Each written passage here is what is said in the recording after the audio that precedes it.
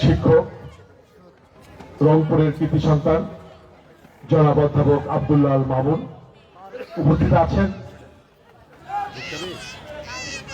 কাকসুর সাবেক জিএস, পরিচ্ছন্ন রাজনীতিবিদ, রংপুর মহানগর বিএনপির সংগ্রামী সিনিয়র যুগ্ম আহ্বায়ক জনাব শহীদুল ইসলাম মিজু উপস্থিত আছেন। রংপুর মহানগর বিএনপির সম্মানিত সদস্য সাবেক ছাত্রনেতা সেলিম চৌধুরী উপস্থিত আছেন। রংপুর মহানগর বিএনপির সম্মানিত সদস্য বিশিষ্ট সাংবাদিক সালেক ভাই উপস্থিত আছেন। মহানগর বিএনপির সম্মানিত সদস্য আব্দুল খালেক ভাই উপস্থিত আছেন। অত্র ওয়ার্ড বিএনপির সংগ্রামী সাধারণ সম্পাদক হালিয়া রহমান নাটু উপস্থিত আছেন। 25 নম্বর ওয়ার্ড বিএনপির সাধারণ সম্পাদক সজীব সাব্বির পারভেজ সজীব উপস্থিত আছেন। 20 নম্বর ওয়ার্ড বিএনপির সাধারণ সম্পাদক ফরাদ হোসেন উপস্থিত আছেন। রংপুর মহানগর যুবদলের সংগ্রামী সদস্য সচিব আতিকুল ইসলাম লেলিন, রংপুর মহানগর স্বেচ্ছাসেবক দলের সংগ্রামী আহ্বায়ক ইমরান হোসেন সহ মঞ্চে উপস্থিত সম্মানিত অতিথিবৃন্দ, মঞ্চের সামনে উপবিষ্ট প্রিয় এলাকাবাসী, সকলকে আমি জানাচ্ছি আমার ব্যক্তিগত পক্ষ থেকে এবং আমার সংগঠনের পক্ষ থেকে সালাম। আসসালামু আলাইকুম ওয়া রাহমাতুল্লাহ। হিন্দু ভাইদেরকে জানাচ্ছি আদাব। রাত গভীর হয়ে গেছে, আমি বক্তব্য দীর্ঘ করব না। আমাদের মাঝে বক্তব্য রাখবেন আজকের এই পথসভার সম্মানিত প্রধান অতিথি এবং সম্মানিত প্রধান বক্তা। আমি ওনাদের বক্তব্য শোনার আপনাদেরকে আহ্বান করছি। আমি শুধু একটি কথা বলে আপনাদের কাছ থেকে বিদায় নেব। বাংলাদেশ গণতন্ত্রের মহাসড়ক, সারা দেশের মানুষ যার অবদানকে কৃতজ্ঞতার সাথে স্মরণ করে, আমাদের সেই প্রিয় মানুষ, দেশে আমাদের সেই প্রিয় নেত্রী দেশনেত্রী বেগম খালেদা জিয়া এবং বাংলাদেশ জাতীয়তাবাদী দলের প্রতিষ্ঠাতা শহীদ রাষ্ট্রপতি জিয়াউর রহমানের বিধি আত্মার মাগফিরাত কামনা করার জন্য প্রার্থনা করছি এবং পাশাপাশি আপনারা সকলে দোয়া করবেন যেন মহান রাব্বুল আলামিন এই দুজন মানুষকে জান্নাতের শ্রেষ্ঠ মাকাম দান করেন। বন্ধুরা, আজকে কিছু কিছু দল আমাদের যে দীর্ঘ আন্দোলন সংগ্রামের পর যে আমাদের আগামী 12 তারিখে জাতীয় সংসদ নির্বাচন অনুষ্ঠিত হবে, সেই জাতীয় সংসদ নির্বাচনকে কেন্দ্র করে অনেকগুলো দল অনেক রকম কথা বলছে। আমরা যেহেতু ইসলাম ধর্মের অনুসারী, আমরা বিশ্বাস করি সম্মান দেওয়ার মালিক সৃষ্টিকর্তা মহান রাব্বুল আলামিন, বেজ্জত করার মালিকও মহান রাব্বুল আলামিন। আমরা কারো সম্বন্ধে সমালোচনা করতে চাই না, আমরা কারো সম্বন্ধে গীবত করতে চাই না। বিগত অনেকগুলো সময় আমরা নষ্ট করেছি। বিগত প্রায় 40-42 বছর আমরা এই পশ্চাৎপদ রংপুর আমাদের সিদ্ধান্ত নিতে ভুল করার কারণে আমরা নানা ক্ষেত্রে নানা রকম বৈষম্যের শিকার হয়েছে। আমরা দেখেছি যে বিগত সময়ে যে আমাদের সন্তানরা যে শিক্ষা প্রতিষ্ঠানে পড়বে, এখানে যে বেগম রোকেয়া বিশ্ববিদ্যালয়টি আছে, আমাদের এই দুর্বল নেতৃত্বের কারণে আমাদের সেই বেগম রোকেয়া বিশ্ববিদ্যালয়ের বরাদ্দ ছিল 0 টাকা। আমাদের রংপুরে যে সিটি কর্পোরেশনটি আছে, যে সিটি কর্পোরেশনটির দ্বারা আমাদের এই রংপুর মহানগরীর সামগ্রিক উন্নয়নগুলো বাস্তবায়িত হবে, সেই সিটি কর্পোরেশনের বরাদ্দ ছিল মাত্র 1 লক্ষ টাকা। এই দুর্বল নেতৃত্বের কারণে আমরা বিগত সময়ে নানাভাবে রংপুর আমরা বৈষম্যের শিকার হয়েছি। তাই আমরা আগামী দিনে কোনো ভুল সিদ্ধান্ত নিয়ে আমাদের এই রংপুরকে আর পিছিয়ে থাকতে দিতে পারি না। যদি মহান রাব্বুল আলামিন যদি রহমত করেন এবং আপনাদের যদি সহযোগিতা থাকে, 12 তারিখের পরে বাংলাদেশ জাতীয়তাবাদী দল বিএনপির চেয়ারম্যান জননেতা জনাব তারেক রহমানের নেতৃত্বে এদেশে রাষ্ট্র ক্ষমতায় অধিষ্ঠিত হবেন। আর যদি আমরা রংপুরের মানুষ যদি বিএনপি রাষ্ট্রীয় ক্ষমতায় অধিষ্ঠিত হয়, আমরা রংপুরের মানুষ যদি তার বিপরীত স্রোতে চলি, তাহলে আমাদের সেই বৈষম্য কিন্তু আমরা দূরীভূত করতে পারবো না। আমাদের যে আগামী দিনের যে ভবিষ্যৎ, আমাদের সন্তানদের জন্য একটি সুন্দর রংপুর আমরা উপহার দিতে পারবো না। তাই আসুন আমাদের আগামী যে 12 তারিখে নির্বাচন, জাতীয় সংসদ নির্বাচনটি অনুষ্ঠিত হবে, সেই সংসদ নির্বাচনে আমরা আমাদের প্রার্থীকে ধানের শীষে ভোট দিয়ে জয়ী করে আমাদের এই পিছিয়ে থাকা রংপুরকে এগিয়ে নিয়ে যাই। এর পাশাপাশি আমরা আরেকটি কথা বলি, সেটি হচ্ছে আমাদের সাথে যারা থাকবে তাদেরকে যেমন আমরা নিরাপদে রাখবো, আমাদের সাথে যারা থাকবে না তাদেরকেও আমরা নিরাপদ রাখতে চাই। অর্থাৎ আমরা সকলকে ঐক্যবদ্ধ করেই আমরা আমাদের এই প্রিয় রংপুরকে বিনির্মাণ করতে চাই। আগামী দিনে সুন্দর একটি রংপুর নির্মাণে আমরা কাজ করতে চাই। এই বলে আমি আপনাদের সকলের সুস্বাস্থ্য দীর্ঘায়ু কামনা করে আমার সংক্ষিপ্ত কথা এখানে শেষ করছি। খোদা হাফেজ। বাংলাদেশ জিন্দাবাদ। শহীদ রাষ্ট্রপতি জিয়াউর রহমান অমর হোক। দেশ নেত্রী বেগম খালেদা জিয়া অমর হোক। বিএনপির চেয়ারম্যান জননেতা জনাব তারেক রহমান জিন্দাবাদ। ধন্যবাদ অ্যাডভোকেট মাহফুজুর নবী ডন ভাইকে তার মূল্যবান বক্তব্য প্রদানের জন্য। শিক্ষা জাতির মেরুদণ্ড, শিক্ষক হচ্ছে গুরু। সম্মানিত উপস্থিতি, রিসার্চ অ্যান্ড মনিটরিং উপকমিটির বিএনপির রিসার্চ অ্যান্ড মনিটরিং উপকমিটির সদস্য, আমাদের সর্বজন বিদিত রংপুরের গৌরব, আমাদের অহংকার, এবারে বক্তব্য রাখবেন ঢাকা বিশ্ববিদ্যালয়ের অধ্যাপক, আমাদের রংপুরের অহংকার, আমাদের গর্ব, অধ্যাপক আব্দুল্লাহ আল মামুন। অধ্যাপক আব্দুল্লাহ আল মামুন স্যারকে তার গুরুত্বপূর্ণ বক্তব্য রাখার জন্য অনুরোধ জানাচ্ছি।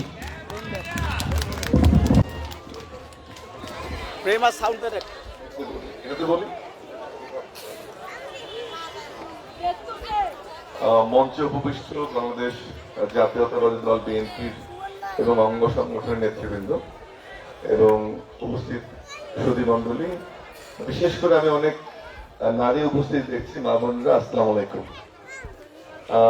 আমি আপনাদেরই এলাকার সন্তান এবং আমি আপনারা যে প্ল্যানের কথা শুনছেন, যে তারেক রহমান একটি পরিকল্পনা তৈরি করেছেন আপনাদের ভাগ্য পরিবর্তনের জন্য, বা বাংলাদেশের মানুষের ভাগ্য কিভাবে উনি পরিবর্তন করতে চান সেটির জন্য, সেই বিষয়টি আপনাদের সামনে একটু উপস্থাপন করব। অনেক কথা হচ্ছে, আমরা তো অনেক সময় নষ্ট করছি, কষ্ট করে বসে আছি। আমি যে প্রশ্নটার উত্তর দেওয়ার চেষ্টা করব সেটি হচ্ছে, কেন আমরা বিএনপিকে ভোট দেব। আমি দৃষ্টি আকর্ষণ করবো, আপনারা যারা কথা বলছেন, আমি 10 থেকে 15 মিনিট সময় নিব এবং মনোযোগ দিয়ে সেই কথাটা শুনবেন আপনারা। এই বাঁ দিকে এখানে কথা হচ্ছে, আপনি একটু একটু আপনারা তো কথা শুনতে এসছেন এবং কেন ভোট দেবেন সেটা শুনতে এসছেন। আমি একটু আপনাদের দৃষ্টি আকর্ষণ করবো যে আমরা 10-15 মিনিট একটু কথা বলবেন না, এবং আমি চেষ্টা করব যে আমরা কেমন ভাবে নতুন বাংলাদেশ করতে চাই, তারেক রহমানের পরিকল্পনাটা কি, এবং সেই পরিকল্পনার মধ্যে আমাদের মায়েদের জন্য কি আছে, শিক্ষার্থীদের জন্য কি আছে, অথবা কৃষকদের জন্য, বা আমাদের তরুণরা যারা এখানে একটা উল্লেখযোগ্য সংখ্যক তরুণ বসে আছে, তাদের জন্য আমাদের পরিকল্পনা কি, সেটা একটু আমি আলোচনা করার চেষ্টা করব।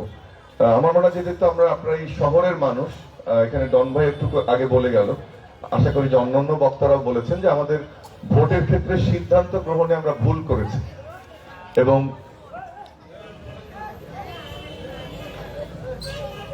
একটু একটু একটু কথা না বলি।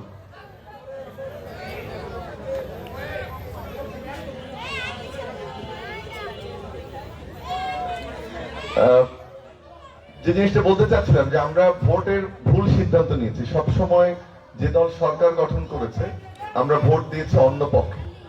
আমরা একটা কথা বারবার আমি জনসভায় এসে শুনছি যে আমরা বলছি যে আমরা 42 বছর ভুল করেছি। আসলে ভুলটা আমরা তার চেয়ে বেশি করেছি। আমরা আসলে ভুলটা করেছি প্রায় 55 বছর। স্বাধীনতার পরবর্তী রংপুরে আমরা সঠিক সিদ্ধান্ত নিতে পারিনি। বিএনপি সরকার গঠন করেছে, কিন্তু যে উন্নয়ন আমাদের হওয়ার কথা ছিল সেটি হয়নি, যে কারণে এই মুহূর্তে সবচেয়ে দরিদ্রতম বিভাগ হচ্ছে রংপুর বিভাগ। সবচেয়ে দারিদ্র মা বোনেরা বাস করে এই বিভাগে, বেকারত্বের সংখ্যা এখানে সবচেয়ে বেশি, বা কৃষিকাজ যারা করছে তাদের মূলধনের যে প্রয়োজন সেটিও এখানে সবচেয়ে কম। একইভাবে আমাদের যারা স্বাস্থ্য সেবার ক্ষেত্রে আমরা কখনোই অন্য অন্য অঞ্চলের চেয়ে স্বাস্থ্যসেবা আমরা সবসময় সবকিছু থেকে পিছিয়ে আছি। আমি যদি একটু তারেক রহমানের পরিকল্পনাটা আপনাদের সামনে তুলে ধরি, তাহলে আপনি বুঝবেন যে আমরা কেন এবারে আমাদের আর ভুল করা যাবে না এবং আমাদেরকে কেন সঠিক সিদ্ধান্তটি নিতে হবে। সেই বিষয়ে আমি কয়েকটা জিনিস বলতে চাই। যেহেতু আমার ডান পাচ্ছে মা বোনেরা আছেন, আপনারা নিশ্চয়ই শুনেছেন যে তারেক রহমানের বা বিএনপি যদি ক্ষমতায় যায় তাহলে একটা সুনির্দিষ্ট পরিকল্পনা আছে যে কিভাবে আমরা এই পরিকল্পনাটা মেয়েদের মান উন্নয়নের জন্য, জীবন উন্নয়নের জন্য, পার্টিকুলারলি বা বিশেষ করে তাদেরকে ক্ষমতাবান করার জন্য আমাদের পরিকল্পনা কি। সেই পরিকল্পনার মূলে রয়েছে, আমরা একটা কার্ডের কথা বলছি যেটিকে আমরা বলছি ফ্যামিলি কার্ড। আপনারা এটা শুনেছেন যে আমরা বিএনপি ইনশাআল্লাহ সরকার গঠন করে 12 তারিখ, তখন আমরা একটা ফ্যামিলি কার্ড দিতে চাই এবং ফ্যামিলি কার্ডের মাধ্যমে আপনারা 2 থেকে 2,500 টাকা পাবেন এবং নাহলে সমমানের শস্য দেওয়ার চেষ্টা করবো। বাট আমার ধারণা, যেহেতু আমার সৌভাগ্য হয়েছিল যে এই কার্ডটি যখন তৈরি হয় তারেক রহমানের সাথে সরাসরি কাজ করার, যদিও আমরা পণ্যের কথা বলছি কিন্তু উনি সবসময় গুরুত্ব দিয়েছেন যে মেয়েদেরকে শক্তিশালী করতে হলে পণ্য না দিয়ে অর্থ দিতে হবে। আমরা যারা ওনার সঙ্গে গবেষণা করেছিলাম আমরা বলছিলাম যে পণ্য দেওয়ার জন্য, কিন্তু উনি মনে করছেন যে এটা পণ্য নয়, আসলে অর্থ দেওয়ার প্রয়োজন। কারণ আমাদের মেয়েদের হাতে অর্থ সচরাচর পৌঁছে না, বা কোনো মেয়েরা যারা কর্মজীবী তারা কর্মক্ষেত্রে যে বেতন পায় সেটাও অনেক সময় চাচা বা ভাই বা পুরুষ নিয়ে যায়। ওই জন্য উনি একটা অতিরিক্ত অর্থ দিতে চান যেন আপনারা সেই অর্থটা আপনার চিকিৎসার জন্য, আপনার সন্তানের শিক্ষার জন্য, আপনার ভালো মন্দের জন্য বা ভালো মন্দ খাবার বাচ্চাকে দিতে পারেন, দুধ কিনে দিতে পারেন, কলা কিনে দিতে পারেন, যেন তার স্বাস্থ্য ভালো হয় এবং সে যেন একটা সুসন্তান হিসেবে গড়ে ওঠে। একটা বাবার হাতে হয়তো 2,500 টাকা কিছু না, কিন্তু একটা মায়ের হাতে 2,500 টাকা কিন্তু 2.5 লক্ষ টাকার মতো। এটা কি আপনারা একমত আপনারা? সেই সিদ্ধান্তটা আমরা নিয়েছি। ইনশাআল্লাহ আমরা যদি সরকার গঠন করি তাহলে আমরা নারীদের হাতে এই কার্ডটি তুলে দিতে চাই। সমস্যা হচ্ছে যখন আমরা নারীদেরকে সামনে এগোনোর কথা বলছি, যখন আপনাদেরকে আমরা সাহায্যের কথা বলছি, যেটা আপনাদের অধিকার নাগরিক হিসাবে, তখন একটা গোষ্ঠী যারা আমাদের মুক্তিযুদ্ধের বিরোধী ছিল, যারা নারীদের সামনে এগোনোর পথে অন্তরায় সৃষ্টি করতে চায়, তারা বলছে যে আমরা এটা আসলে টাকাটা দেব না। কিন্তু যেহেতু আমি এই প্রক্রিয়ার সঙ্গে জড়িত ছিলাম যে ফ্যামিলি কার্ড কিভাবে তৈরি হবে, আমি আপনাদের সন্তান হিসেবে নিশ্চয়তা দিয়ে গেলাম ইনশাআল্লাহ বিএনপি সরকার গঠন করলে আপনারা ফ্যামিলি কার্ড পাবেন। এবং সোজা একটা হিসাব, এই মুহূর্তে আপনাদের জন্য যে সামাজিক সুরক্ষা খাত বলি আমরা, বিভিন্ন ধরনের ওয়েলফেয়ার সামাজিক সুরক্ষা খাত বলি, সেই সুরক্ষা খাতে বরাদ্দ আমাদের প্রায় 1,20,000 কোটি টাকা। কত টাকা বললাম? 1,20,000 কোটি টাকা। এবং এই টাকার আওয়ামী লীগ যখন ক্ষমতায় ছিল তারা তাদের পছন্দ মতো লোকজনদেরকে দুর্নীতির মাধ্যমে এই কার্ড বা এই সুযোগ সুবিধাগুলো বিতরণ করেছে। এবং এই যে ভুয়া ভাবে কার্ড দেওয়ার সংখ্যা সেটি হচ্ছে প্রায় 52% বা ধরেন 50%। তা আমাদের সরকারের বাজেট কত প্রতি বছর? 1,20,000 কোটি টাকা মানুষের ভালো মন্দ দেখাশোনা করার জন্য। আর 52% যদি ভুয়া কার্ড হয় তাহলে আমাদের হাতে কত টাকা থাকবে? প্রায় 60 লাখ টাকা থাকবে।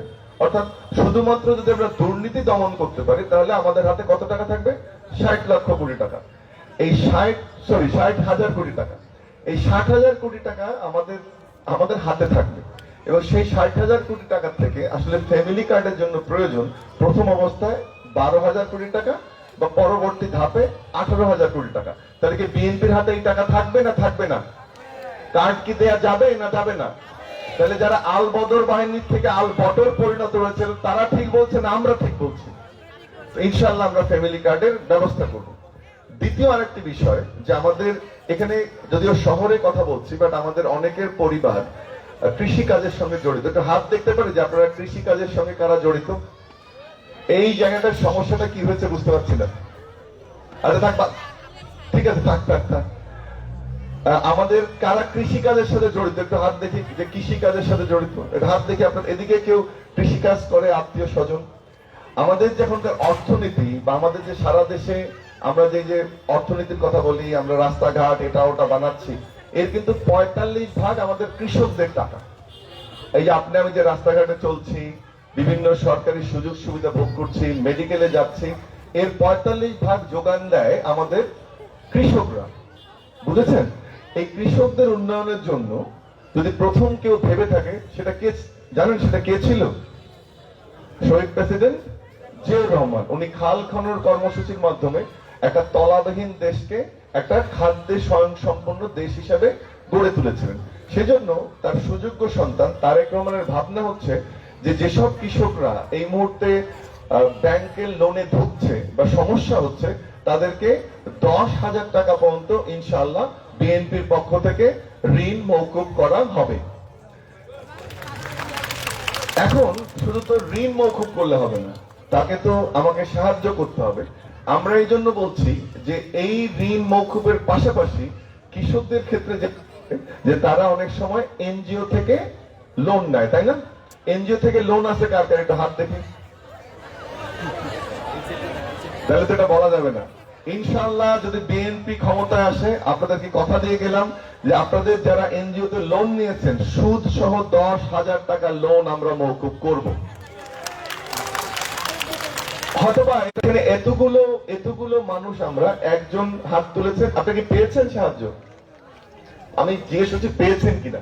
তাহলে এই যে এত বড় কৃষি উন্নয়নের গল্প ফাঁকলো এই আওয়ামী লীগ, কিন্তু জিয়াউর রহমান যে কৃষকদের উন্নয়নে কাজ করলো সেটা কিন্তু থেমে গিয়েছিল। সেজন্য আমরা পরিবার হিসেবে গড়ে তুলতে চাই। কারণ আপনার এনজিও তে লোন থাকবে না, আপনাকে কৃষি কার্ড দেবো, আপনাকে আমরা ফ্যামিলি কার্ড দেবো। 3 নাম্বার একটা বিষয় বলি, এখানে স্টুডেন্টরা কেউ আছো তোমরা, ছাত্র ছাত্রী, এটা হাত দেখতে চাই ছাত্রছাত্রীদের। এই মুহূর্তে আমাদের সবচেয়ে বড় সমস্যা, দ্বারা তোমরা পড়াশোনা করছো, সেটি হচ্ছে বেকার সমস্যা, তাই না? যে আমি পড়াশোনা করার পর চাকরি পাবো কিনা, সেই নিশ্চয়তার জন্য যে কাজ করার চেষ্টা করছি। 3টি কাজ। একটি হচ্ছে যে আমাদের যারা শিক্ষার্থীরা বিভিন্ন বিশ্ববিদ্যালয় বা স্কুল কলেজে পড়ছে তাদেরকে আমরা তাদের যে কারিকুলামটা তার সাথে দক্ষতা বৃদ্ধি করতে চাই। যেমন ধরেন আপনি কারমাইকেল কলেজে বাংলায় পড়ছেন বা আপনি এইচএসসি তে পড়ছেন, আপনি পাশাপাশি আমরা আপনাকে ধরেন ডেন্টিস্ট্রি, দাঁতের যে ডাক্তারি তার ট্রেনিং দিতে চাই, বা রান্নার ট্রেনিং দিতে চাই, সেবিকার ট্রেনিং দিতে চাই। আপনার দক্ষতা অনুযায়ী আপনাকে বা আপনার আগ্রহ অনুযায়ী ওই ট্রেনিংটা দিতে চান। তাহলে সাধারণ শিক্ষার পাশাপাশি আপনারা তখন এই দক্ষতা অর্জন করবেন। এখন তো দক্ষতা অর্জন করলে তো হবে না, আপনি কিছু করতে চাইলে আপনার তো অর্থ লাগবে।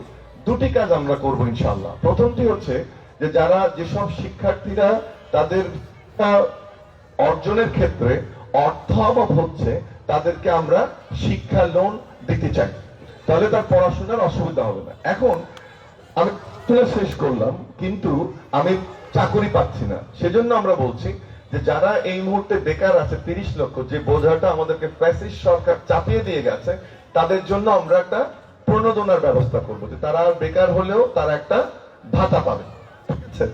সাথে যদি আমরা যুক্ত করি যে আপনি ফ্যামিলি কার্ড পেয়েছেন, আপনার ঘর সংসার চলছে, কৃষি কার্ড পেয়েছেন, এবং আপনাদের সন্তান তাকে আমরা লোন দিচ্ছি পড়াশোনা করার জন্য, এবং সে একটা স্কিল নিয়ে বা একটা দক্ষতা নিয়ে বেড়ে উঠছে, তাহলে কি আনএমপ্লয়মেন্ট থাকবে বা বেকারত্ব থাকবে? তোমরা যারা স্টুডেন্টরা আছো কি মনে করো থাকবে?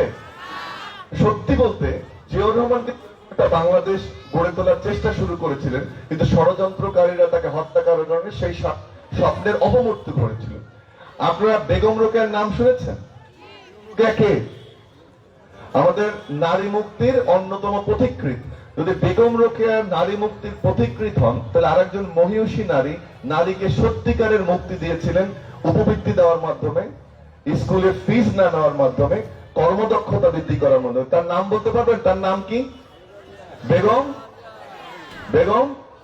আমরা 2টো কারণে উত্তরবঙ্গের মানুষ সেটা পারি না। একটা হচ্ছে যে আমাদের দক্ষতা নাই, আর মূল সমস্যাটা হচ্ছে অর্থ নেই। সেজন্য আমরা বিএনপি থেকে স্কিম গ্রহণ করছি যে আমাদের ছেলেমেয়েরা যদি দক্ষতা সহকারে কেউ বিদেশে যেতে চায়, তার জন্য আমরা ইনশাআল্লাহ বাইরে পড়ার সুযোগ করে দেবো, আমরা লোনের ব্যবস্থা করে দেবো। আমি আর 2টো কথা বলে শেষ করব। আমাদের এখানে আরেকটা জিনিস বলি যে বেকারত্ব সমস্যা সমাধানে আপনারা জানেন যে আমাদের পরিকল্পনা হচ্ছে 1 কোটি চাকরির ব্যবস্থা করা, এটা একটু যেটা আমি বলেছি। তার বাইরেও আমরা যারা লোন যাদেরকে দিব, আমরা চাই সবাই চাকরি করবে না, বরং কর্মসংস্থান সৃষ্টি করবে ব্যবসায়ী হওয়ার মাধ্যমে, তাতে আরো বেশি অর্থ উন্নয়ন হবে। আচ্ছা, এখানে কেউ এই ইমাম, মুয়াজ্জিন বা মাদ্রাসা শিক্ষক আছেন? একটু হাত দেখতে চাই। বা কারো আত্মীয় স্বজন বা আপনার স্বামী, আপনার চাচা, আপনার অন্য কেউ বা অন্য ধর্মের কোন পুরোহিত আছেন কেউ? একটু হাত দেখে, একটু কয়েকজনকে দেখছি। আমাদের ইমাম শব্দের অর্থ কি? ইমাম শব্দের অর্থ কি? নেতা। আমাদের যারা ইমাম তাদের সংসার চলে কিভাবে? মুষ্টির চালে, অথবা চামড়া বিক্রির টাকায়, অথবা কারো দান দক্ষিণায়। ইমাম কি এভাবে চলতে পারে? যাকে নেতা বলি এভাবে চলতে পারে না। পারে? আমাদের যে পরিকল্পনা, তারেক রহমান দি প্ল্যান বা ওনার যে পরিকল্পনার কথা বলেছিল, আমরা সমাজের সকল শ্রেণীকে তার মধ্যে অন্তর্ভুক্ত করতে চাই। সেজন্য আমাদের যারা ধর্মীয় নেতা আছেন তাদেরকে আমরা সত্যিকারের নেতা বানাতে চাই। সেটা মুসলমান হোক, সেটা হিন্দু হোক, সেটা খ্রিস্টান হোক, তারা সত্যিকারের নেতার মতো সম্মানের সাথে মুষ্টির চাল না খেয়ে সমাজে নামাজ পড়াবে, আমাদেরকে ধর্মীয় শিক্ষা দেবে, আমাদেরকে এথিক্স শিক্ষা দেবে, আমাদেরকে সঠিক নেতৃত্ব দেবে। সেজন্য আমরা প্রতি মাসে ইমামদের ভাতা দেবো ইনশাআল্লাহ। দুটো কথা বলে শেষ করি। সেটি হচ্ছে যে এই যে পরিকল্পনার কথা বললাম, একটা জিনিস খেয়াল করে দেখেন যে এর মধ্যে আমাদের নারীরা যেমন আছে, আমাদের স্টুডেন্ট যেমন আছে, আমাদের পুরুষরা যেমন আছে, আমাদের কৃষকরা যেমন আছে, আমাদের শিক্ষার্থীরা আছে, আছে না? আমার যে সুযোগ সুবিধা এটার বাইরে কেউ কি আছে? তাহলে আপনার সংসারে যদি কৃষক থাকে, নারী থাকে, একজন শিক্ষার্থী থাকে, বা ইমামও যদি হন, তাহলে স্বাচ্ছন্দ্য যে জীবনযাপন বা উত্তরবঙ্গে যে আমরা কষ্ট করে জীবনযাপন করি সেটি কি আর থাকবে? তার জন্য কি করতে হবে? তার জন্য ভোটটা দিতে হবে। শুনতে পাই নাই? কত তারিখে? 12 তারিখে। আমাদের যেহেতু বারবারই আলোচনাটা আসছে ভোট দেওয়ার, একটি পক্ষ তারা সবসময় বলার চেষ্টা করছে যে তারা বিএনপির চেয়ে ভালো এবং তারা চাঁদাবাজ না, তারা কোনো অন্যায় করে না, তারা কোনো দুর্নীতি করে না, এবং তারা কি করে যে তারা সবচেয়ে ভালো এবং আমরা সেই অন্যায় অবিচারটা আমরা তাদের সাথে করছি। আমি এখানে একটা ডকুমেন্ট আপনাদের দেখাবো, আমি একদম সবার দৃষ্টি আকর্ষণ করি, তারপরে আর দুইটা কথা বলবো। এই একটা ডকুমেন্ট আমার হাতে এসছে। এই ডকুমেন্টটা দেখাচ্ছে ধর্মের গণ অভ্যুত্থানের পরে, কি বললাম, জুলাই গণ অভ্যুত্থানের পরে ধর্মের ছদ্মবেশে জামাত শিবিরের কুকীর্তি। তা আমি ভাবছিলাম এই বইটা একটা ভুয়া বই হতে পারে, অনলাইনে তো অনেক কিছু পাওয়া যায়। আবার ভাবছিলাম যে এই বইটা এটা হয়তোবা কারো তথ্য ছাড়া হতে পারে, এবং ভাবছিলাম যে 5-10 পেজ হতে পারে। আমি দেখলাম জামাত শিবিরের কুকীর্তি হলো 277 পেজের। কত পেজের? সেখানে খুব দুঃখজনক ভাবে শুধু নারী ধর্ষণের ঘটনা 31টি, চাঁদাবাজির অসংখ্য, লুটপাটের অসংখ্য ঘটনা এই বইটিতে আছে। আমি এটা আমাদের যারা নেতা কর্মীরা আছে তাদেরকে দিয়ে যাব, এবং যারা ধর্মের নামে ব্যবসা করছে, আমাদেরকে ভুল বোঝাচ্ছে, একটা ভ্রান্ত বাংলাদেশের স্বপ্ন দেখছে, তাদের মুখে এটা কি করতে হবে? ছুঁড়ে মারতে হবে। আরেকটা কথা বলি, আমাদের, আমি আশা করি যে এখানে জামাত শিবিরে কেউ শুনছেন, এবং আমি এই চ্যালেঞ্জটি নিতে চাই যে বইটির এখানে তথ্য আছে, আমি নিজে দেখেছি যে একটি তথ্য ভুল নেই। যদি জামাত শিবিরের কোন নেতা কর্মী আমাকে চ্যালেঞ্জ করতে চায়, আমি এই মঞ্চ থেকে সেই চ্যালেঞ্জটা গ্রহণ করলাম। আর একটি পক্ষ বেরিয়েছে যারা আপনাদেরকে নতুন বাংলাদেশের কথা বলেছে, যে তারা নাকি নয়া বাংলাদেশ করবে। সেই পক্ষটার নাম কি? এনসিপি। আমি জুলাই আন্দোলন ঢাকা বিশ্ববিদ্যালয়ের যে কয়েকজন শিক্ষক সম্মুখ সারিতে ছিল তার মধ্যে একজন, এবং জুলাই যোদ্ধা হিসেবে যাদেরকে সম্মানিত করা হয়েছে তার মধ্যে আমি একজন। এখন আর একটা ডকুমেন্ট পেলাম যেটা লেখা আছে এনসিপির চাঁদাবাজি, দুর্নীতি, দখলদারিত্ব ও মব সন্ত্রাসের রাজনীতি। এরাই এই একটা নাসির বেরিয়েছে, আমার ছাত্রর নামটা বলতে আমার লজ্জা হয়, সারাদিন এটা ওটা বলে বেড়ায়, এদের মুখে এটা ছুড়ে মারতে হবে। এই বইটাও এখানে ধর্ষণ, শিক্ষককে হেনস্থা, চাঁদাবাজি, লুণ্ঠন, 207 পাতার এই বইটি। এটারও একটা চ্যালেঞ্জ দিয়ে গেলাম যে যদি কোনো তথ্য ভুল হয়ে থাকে, আমি এনসিপিকে এই মঞ্চ থেকে চ্যালেঞ্জ দিয়ে গেলাম, কারণ এটা আমি প্রত্যেকটি তথ্য ঘেটে দেখেছি যে প্রত্যেকটি তথ্যই ঠিক। তার এরা হচ্ছে মুখোশধারী। বিএনপি কখনো গুপ্ত ছিল না, বিএনপি কখনো সুপ্ত ছিল না। বিএনপি সামনের থেকে রাজনীতি করে, সামনের থেকে মানুষকে নেতৃত্ব দেয়। আর একটা জিনিস দেখেন, আমরা সারা জীবন শুনে যে ইসলামী সঙ্গীত এবং সাইমন শিল্পী গোষ্ঠীর গান ছাড়া তারা শোনে না, শোনে। কিন্তু এবার যদি তাদের নির্বাচনী সঙ্গীত দেখেন আপনারা, সেই নির্বাচনী সঙ্গীতকে তৈরি হয়েছে ব্রিটিশের ডিস্কো ড্যান্সার আমরা বলি না, সেরকম গান দিয়ে। তো যারা সারা জীবন বললো যে আমরা সাইমন শিল্পী গোষ্ঠীর গান শুনবো, যারা সারা জীবন বললো যে আমরা ইসলামী গান ছাড়া শোনা যাবে না, এখন তারাই আবার ডিস্কো গান দিয়ে ভোট করছে। কারণ হচ্ছে এরা মুখোশধারী, এরা হচ্ছে ছদ্মবেশী। আসলে ঘটনাটা বলি কি ঘটেছে, সেটি হচ্ছে যে জামাত দলটার নাম হচ্ছে বাংলাদেশ জামাতে ইসলামী। আমার মনে হয় সময় এসছে যে এই দলটা থেকে দুইটা শব্দ থাকবে, একটা শব্দ দুটো কি থাকবে, বাংলাদেশ জামাত, আর শব্দটা থাকবে কোনটা থাকবে না, কারণ হচ্ছে ইসলাম। কারণ ইসলামের কোনো কিছুর মূল জায়গাটাতে এরা নেই, এরা আছে যে কোনো মূল্যে ধর্মকে ব্যবহার করে ক্ষমতায় যাওয়ার।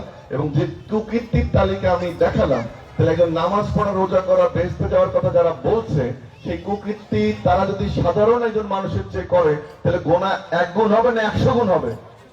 তো সেই কাজটি তো তারা করছে, বিভ্রান্ত হওয়া যাবে না। ইসলাম হচ্ছে আপনার ব্যক্তিগত একটা প্র্যাকটিসের জায়গা। আল্লাহর কাছে জবাবদিহি করবে কে? এই আসনে জামাতের প্রার্থী শামসুজ্জামান শামু না আপনি নিজে? এটা কি সম্ভব যে অন্য কেউ আপনাকে বেহেশতের টিকিট দেবে? আমাকে দিতে আসছিল, আমি নেই, আপনারা নিছেন কেউ? কারণ আমার জবাবদিহি ফুলসিরাতে আমাকে করতে হবে, সে বিভ্রান্ত হওয়ার কোনো সুযোগ নেই। একটা উদ্ভট তথ্য আপনাদেরকে দিই। জামাত ইসলামের আমির উনি বলেছেন যে মেয়েরা 3 ঘন্টা ঘরে থাকবে, কাজ করার দরকার নেই। আপনারা শিক্ষিত যারা স্টুডেন্ট আছে কথাটা মনোযোগ দিয়ে শুনুন। কি বলছে যে আমরা মেয়েরা 5 ঘন্টা কাজ করে ঘরে ফিরবে, আর বাকি টাকাটা জামাত ইসলাম দিয়ে দিবে। আমি আর একটা চ্যালেঞ্জ দিয়ে যাই, সেটি হচ্ছে যে জামাত ইসলাম যে কথাটা বলছে শতভাগ মিথ্যে। আমাদের যে বাজেট হয় সেটা 6 লক্ষ কোটি টাকা বা 6.5 লক্ষ কোটি টাকার বাজেট হয় সারা বছরে বাংলাদেশের সব সরকারের খরচ। আর মেয়েদেরকে যদি বছরে 3 ঘন্টা কর্মক্ষমতা কমায় দেওয়া হয়, তাহলে টাকা লাগবে 17.5 লাখ টাকা, 17.5 লাখ কোটি টাকা। তাহলে আমার বাজেট হচ্ছে 6 লাখ কোটি টাকা। তাহলে কি সরকারের সব টাকা মেয়েদেরকে ভাতা দিয়ে দিবে? স্কুল কলেজ রাস্তাঘাট স্বাস্থ্য কিভাবে চলবে? এরা শতভাগ মিথ্যে কথা বলে এবং অর্থনীতির অয়ের জ্ঞান এদের নাই। তার বিপরীতে, এই দলটির বিপরীতে আমাদের বক্তব্য খুব সুস্পষ্ট যে ধর্মের জায়গাটা হবে ব্যক্তিগত, যার যার ধর্ম তার কাছে হবে। এবং দেখেন আপনারা তাবলিগ জামাত এখানে আছে, এখানে মাজারপন্থীরা আছে, এখানে আমাদের কাউমিরা আছে, ওরা কিন্তু কাউকেই মনে করে না ইসলামের লোক। কেন জানেন? কারণ ওর ইসলামটা ভুল, অন্য ইসলামটা সঠিক। এই কারণে সব ইসলামকে সে নাজায়েজ বলে। সেটা কি আমরা মানবো? নিশ্চিত করে না। ধর্মের প্রলোভনে ভোট বিক্রি যে চেহারা জামাতের প্রকাশিত হয়েছে, সেটা আমি মনে করি ইতিহাসে কলঙ্কজনক অধ্যায় হয়ে থাকবে। এবং আমি অনুরোধ করবো জামাত দ্রুত তাদের নাম থেকে ইসলাম শব্দটি একটা 80-90% মুসলমানের দেশকে যারা অপমান করছে তাকে তারা কেটে দেবে। আপনারা একমত? কারণ ইসলাম আমাদের ব্যক্তিগত জায়গা। আমি শেষ করি, আরেকটা জিনিস বলে শেষ করি যে আমাদের এবারের নির্বাচনটা, আমরা বারবারই বলছি যে এবারের নির্বাচন হচ্ছে আমাদের আপনারা শোনেন, এবারের নির্বাচন হচ্ছে ভাগ্য নির্ধারণের নির্বাচন। কারণ এই নির্বাচনে অপতথ্য এবং কুতথ্য অনেক ছড়ানো হচ্ছে। আপনারা আমার মুখ থেকে যেটা শুনে গেলেন, আমি কোনো ভিনদেশী মানুষ না, আমি কোনো বই পড় কোনো সংগঠনের থেকে আসিনি, বা আমি লেকচারার হয়ে অধ্যাপক লিখছি না, যেটা জামাতের নেতাদের সেক্রেটারি সবার অন্যতম কাজ। কলেজের লেকচারার হয়ে তারা অধ্যাপক লিখছে না। আমি ঢাকা বিশ্ববিদ্যালয় অধ্যাপক হিসেবে দায়িত্ব নিয়ে বলছি যে এবারের নির্বাচনটা জাতির ভাগ্য নির্ধারণ নির্বাচন। দুটি কারণে। একটি হচ্ছে যে স্বাভাবিক যে অবস্থায় বাংলাদেশ কি স্বাভাবিক অবস্থায় আছে? বেকারত্বের হার সবচেয়ে বেশি, অর্থনীতি সবচেয়ে খারাপ, সমাজ ব্যবস্থা সবচেয়ে খারাপ। এটা হচ্ছে প্রথম কথা। দ্বিতীয় কথা হচ্ছে এই ধরনের সমস্যা থেকে উত্তরণের জন্য প্রয়োজন হয় অভিজ্ঞতা, প্রয়োজন হয় এমন একটি রাজনৈতিক দলকে রাষ্ট্রীয় ক্ষমতা আনার যাদের অতীতের রেকর্ড রয়েছে যে তারা রাষ্ট্র পরিচালনা করতে পারে। স্বাভাবিক পরিচালনা হলেও আমরা না একটু চিন্তা করতাম, বাট সেটার আসলে সুযোগ নেই। একটা অস্বাভাবিক বাংলাদেশকে যদি আমরা ভুল সিদ্ধান্ত নেই এবং উল্টো সিদ্ধান্ত নেই, তাহলে বাংলাদেশের অস্তিত্ব সংকটে পড়বে যদি বিএনপিকে আমরা ভোট না দিই। আমি দায়িত্ব নিয়ে কথাটা বলছি। শেষ করবো এটি বলে, সেটি হচ্ছে জাতীয় পার্টির কথা একটু মেজু ভাই না শুনলে মন খারাপ হচ্ছে। আচ্ছা, আমরা যদি দেখি যে 12 বছর হলো রংপুর সিট মেজু অনুরোধে এটা কথাটা বলতে চাচ্ছিলাম না। 12 বছর হলো না 13 বছর হলো সিটি কর্পোরেশন? কয় বছর? 12, তার মানে 16 বছরের মতো হয়ে গেল। 16 বছরের একটা বিভাগ আপনাদের উপরে যেটা দিয়েছে সেটা হচ্ছে যানজট দিয়েছে, খামোখা সার্ভিস চার্জ শুল্ক বেড়েছে, ধুলা দিয়েছে, আর একটা দিয়েছে, একটা পার্টির ধান্দাবাজি দিয়েছে। এবং যে নেতা এখন বাংলাদেশে একটা দলের আশা ভরসার প্রতীক, তাকে প্রশ্ন করতে চাই, উনি আমার চাচা মানুষ, একটা ব্যক্তিগত সম্পর্ক আছে, সম্পর্ক রেখেই বলছি যে একটু ক্ষান্ত দেওয়া উচিত ছিল আমাদের মোস্তফা মোস্তফা। তো যেহেতু দেয় নাই, এখন আমার অধিকার আছে দুইটা কথা বলার জন্য, আর মিজু ভাই অনুরোধে সেটা বলছি। কোন পৃথিবীর কোন পরিবার, কোন শিক্ষা প্রতিষ্ঠান, কোন প্রতিষ্ঠানে শূন্য বাজেট কোনোদিন হয়? এই একটা অদ্ভুত সিটি কর্পোরেশন যার বাজেট ছিল শূন্য। দ্বিতীয় কথা, সেটা না প্রথম দিকে ছিল, মাফ করে দিলাম। এবং সমস্যাটা হচ্ছে 24-25 সালে, কিন্তু 23-24 সালে সারা দেশে থেকে, বা আমি তো মনে করি আমি কোনোভাবেই কারো নির্বাচনে অংশগ্রহণের বিপক্ষে না, কিন্তু নৈতিক জায়গা থেকে জাতীয় পার্টির ভোট চাওয়ার কোনো অধিকার রংপুরের মাটিতে আসলে নেই। এরাই 42 বছর থেকে আমাদেরকে পিছিয়ে দিয়েছে। আমি অনুরোধ করি, আমরা উত্তরবঙ্গের বাংলার মানুষ বোকা, বা আমি নিজে বিভিন্ন গানে বক্তব্য দিয়ে বলি আমরা মফিজ। সেজন্য জাতীয় পার্টি আমাদের বারবার আমাদের ইমোশন, আবেগ নিয়ে খেলছে। আমরা কি আর মফিজ থাকবো? থাকার সুযোগ আছে নাকি? কৃষক card, farmers card, family card, ইমামদের বেতন, শিক্ষার্থীদের কর্মসংস্থান নিয়ে একটা উন্নত বিভাগে আমরা পরিণত হব, কোনটা? সেই সিদ্ধান্ত নিতে হবে আমাদের 12 তারিখে। আমি মনে করি তারেক রহমান সহ বাংলাদেশ জাতীয়তাবাদী দল এই আসনে যাকে মনোনয়ন দিয়েছেন, রংপুরে আমাদের নানান শ্রেণীর নেতা আছেন, মঞ্চে অনেক ত্যাগী নেতা আছেন, কিন্তু যাকে দল মনোনয়ন দিয়েছেন, একটা জিনিস ওনার বিষয়ে বলতে হবে, উনি কিন্তু তৃণমূলের নেতা। আমরা মিজু ভাইকে আমরা স্বচ্ছ নেতা বলি, আমরা ওনাকে বলি যে উনি কারমাইকেল কলেজে জিএস ছিলেন। খালিদ ভাইকে আমি সবসময় বলি এটা ভদ্র নেতা। কিন্তু শামসুজ্জামান শামুর একটা গুণাবলী হচ্ছে সাধারণ মানুষের সাথে ওনার সম্পর্ক যতটা না বেশি, তার থেকে ছাত্র যুবকদের সাথে কম, কিন্তু সাধারণ মানুষের সাথে ওনার সম্পর্কটা সবচেয়ে বেশি, যাদের উন্নয়নটা সবচেয়ে বেশি প্রয়োজন। আসেন, আমরা তো কোরআন শরীফ থেকে শপথ করার কোনো সুযোগ নেই, আছে? বাট আমি হাত দেখতে চাই, যারা ভোট দিবেন না কোনো অসুবিধা নেই, কারণ বিএনপি যারা পক্ষে কাজ করে তাদেরও নিরাপদ রাখে, যারা বিপক্ষে তাদেরও নিরাপদ রাখে। একটু হাত দেখতে চাই যে কারা 12 তারিখে সকালবেলা ভোট দেবেন ধানের শেষে। কেউ কেউ হাত তুলে নেই, কোনো অসুবিধা নাকি? সবাই তুলছে, সবাই তুলছে।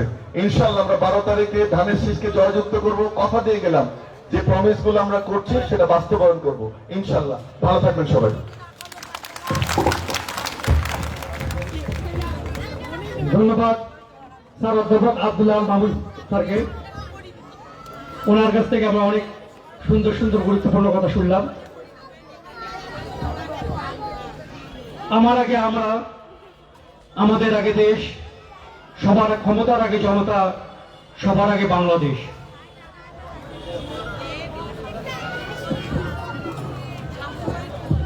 সম্মানিত সাথে, আজকে আমাদের মাঝে উপস্থিত আছেন জাতীয়তাবাদী রংপুর বিভাগীয় আমাদের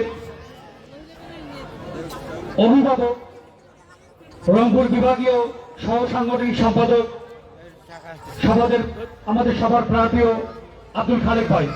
আব্দুল খালেক ভাইকে তার মূল্যবান বক্তব্য দেওয়ার জন্য বিনীতভাবে অনুরোধ জানাচ্ছি। আব্দুল খালেক ভাই, রংপুর বিভাগীয় সহ সাংগঠনিক সম্পাদক, বাংলাদেশ জাতীয়তাবাদী দল বিএনপি।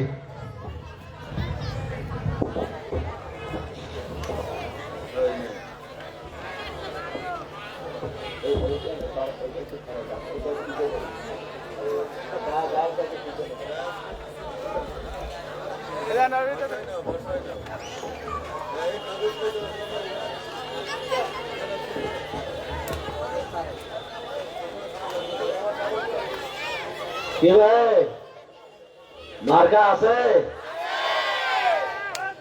এই 12 তারিখে যে ভোট হবে কোনো মার্কা আছে? রংপুর সহ সারা বাংলাদেশ জিততে আপনার মার্কা আছে? কোন সে মার্কা? হইল না? কোন সে মার্কা? এখন একটু হয়েছে, আর একটু জোরে, কোন সে মার্কা? রংপুরবাসীকে জানিয়ে দেওয়া দরকার যে সারা বাংলাদেশে যে প্রতীকের জোয়ার, ধানের শীষ। বিসমিল্লাহির রহমানির রহিম। আজকে ধানের শীষের নির্বাচনী প্রচারণার সংগ্রামী সভাপতি উপস্থিত, এতক্ষণ সুন্দরভাবে আপনাদেরকে যে যিনি বুঝালেন, আমাদের এই রংপুরে কৃতি সন্তান ঢাকা বিশ্ববিদ্যালয়ের অধ্যাপক আব্দুল আল মামুন, এখানে মেজু শহীদ ইসলাম মেজু এবং আব্দুল সালাম এবং সালেক ভাই সহ অন্যান্য অনেক নেতৃবৃন্দ আছেন। সম্ভবত ভাইরা, আসসালামু আলাইকুম। হিন্দু ভাইদের আদাব, কেমন আছেন আপনারা? রংপুরে মানুষ ভাই, আমরা তো সবসময় ভালোই থাকি, তাই না? কিন্তু এই রংপুর থেকে আমরা ঢাকার মধ্যে খাবার পাঠাই, ধান পাঠাই, চাল পাঠাই। ঢাকায় আমরা পাঠাই, কিন্তু আমরা যেহেতু সরকার যে আসে, বিএনপি যখন আসে তখন আমরা ভোট দেই না। ভোট দেওয়ার জন্য আমার এদিকে টাকাও দেয় না, বুঝছেন? টাকাগুলো দেয় ঢাকা, বরিশাল, ওই সিলেট, কুমিল্লা, চিটাগাং, ওইদিকে টাকা দেয়। এবার আমরা কইছি যে যদি 12 তারিখে বিএনপি সরকার আসে, ধানের শেষে সারা বাংলাদেশে বেতন ইনশাল্লাহ আগামীতে 12 তারিখে ইনশাল্লাহ ধানের শীষ সারা দেশে জয়যুক্ত হবে, ঠিক আছে? এই নির্বাচন ভণ্ডুল করার জন্য, নির্বাচন নষ্ট করার জন্য অনেকে বিভিন্নভাবে পায়তারা করতেছে, অনেক ধরনের ষড়যন্ত্র করতেছে। তবে বাংলাদেশের মানুষ, বাংলাদেশের আইন শৃঙ্খলা যারা দায়িত্বে আছে, বাংলাদেশে যারা প্রশাসন আছেন, আমি মনে করি 17 বছর আমরা ভোট দিতে পারি নাই ভাই, পারছিলাম? ভোট দেবো কেমনে? ভোট দেখা যায় বিনা ভোটে অনেক এমপি হয়েছিল 14 সালে। 18 সালে ভাবছিলাম ভোটটা দেবো, বিএনপি আমরা দাঁড়াইলাম, ভোট দেবো। দেখা গেল যে ভোট সকালে যাদের নাই, ভোট হয়ে গেছে। কি ভোটটা কখন এলো? রাতের বেলা ভোট হয়েছে, তাই না? রাতের বেলা ভোট হয়েছে। আর 24 সালে তো কোনো দলে যায় না, তারপরেও ভোট একটা করলো। এই যে বাংলাদেশের মানুষকে ধোঁকা দিয়েছে, ভোট ছাড়া এমপি হয়েছে, ভোট ছাড়া মন্ত্রী হয়েছে, ভোট ছাড়া প্রধানমন্ত্রী হয়েছে, জনগণের কাছে তো যায় নাই। সুতরাং জনগণের তো কাজ করার তাদের কোনো দরকার নাই, দরকার আছে? এই যে মামুন সাহেব এতক্ষণ ধরে যে কথাগুলো বললেন আপনাদেরকে, এই যে মা বোনদেরকে কি দেওয়া হবে, একটা করে কার্ড দেবেন। কেন কার্ড দেবেন? এই মা বোনের কাছে টাকা থাকে না, এই স্বামী হয়তো টাকা দেয় না, মা বোনেরা আসছে যে নেয়, এই হাত খালি থাকে, তাই না? আমাদের চেয়ারম্যান ভাবছে যে এই মা বোনকে স্বাবলম্বী করতে গেলে তার হাতে টাকা দিলে সে শক্তিশালী হবে, সংসারটা সুন্দর করে চালাতে পারবে, তাই না? এটা তো একটা ভালো বুদ্ধি। এটা আমাদের নেত্রী দেশটি এবং খালেদা জিয়া করেছিলেন। শহীদ রাষ্ট্রপতি জিয়া রহমান এই দেশের মানুষকে, এই এলাকা ছিল আগে গরিব এলাকা, জানেন? এটা ছিল মহঙ্গা এলাকা। আমাদেরকে মফিজ কয়, জানেন? মফিজ কয়। আমার এখান থেকে মানুষগুলো সব ঢাকা যাইতো, বিভিন্ন জায়গায় যাইতো, কাম কাজ করবে যাইতো। এই যে বিভিন্ন কারণে, এই যে কেন কাম কাজ করতে যাইতো, আমাদের এখানে কোনো কাম ছিল না। দেখা যায় যে বৈশাখ জ্যৈষ্ঠ মাসে কোনো কাম নাই, এদিকে আশ্বিন কার্তিক মাসে কোনো কাম নাই। এই কাম নাই, আকাল হইতো, এই যে মুখে যে মহঙ্গা, এই মহঙ্গার সময় আমাদের এলাকার মানুষগুলো বিভিন্ন এলাকায় কাজ করবে যাইতো, অফিস। শহীদ জিয়া যখন ক্ষমতা আসলেন, এসে উনি দেখলেন এই গরিব এলাকা, এই এলাকার উন্নয়ন করতে গেলে এখানে কৃষি কাজের উন্নয়ন করতে হবে। কৃষি কাজের উন্নয়ন করবে কিভাবে? পানি ছিল না, চৈত বৈশাখ মাসে খরা সব নষ্ট হয়ে গেছিল।